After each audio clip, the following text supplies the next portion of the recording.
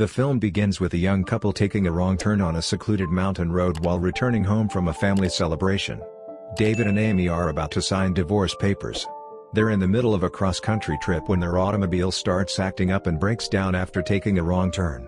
Their phone has no reception, so the only alternative is to walk back to the motel where they had previously slept.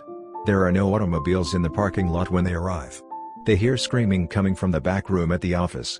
The manager of the motel arrives and explains that the noises are coming from the television. After an unpleasant interaction, they reserve a hotel room for the night. They then decide to stay at a completely secluded motel in the middle of nowhere with a strangely off-putting manager named Mason. Aboard, David looks at the videotapes left on top of the television in their room. As he examines the recordings, he realizes they are snuff flicks shot in the same room they are staying in.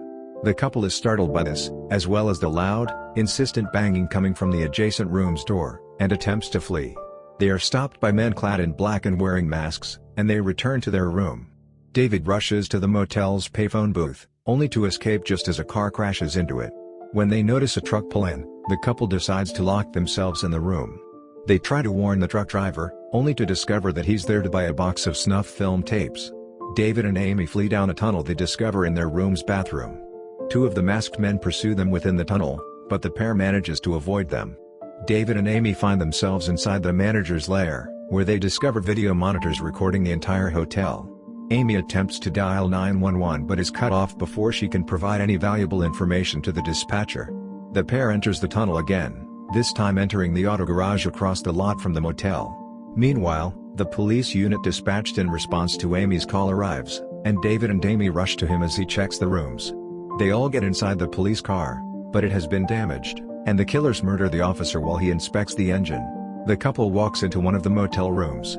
David hides Amy inside the ceiling as he goes outside. The killers apprehend and stab David, leaving him comatose in the doorway. Amy comes down and leaves in the morning, having discovered one of the killer's cars. A masked man breaks into her car from the sunroof as she attempts to drive away, and she crashes into the motel, killing two of the men. The technician who helped the couple earlier is revealed to be the former. Amy immediately dashes inside the reception area, where she discovers the revolver.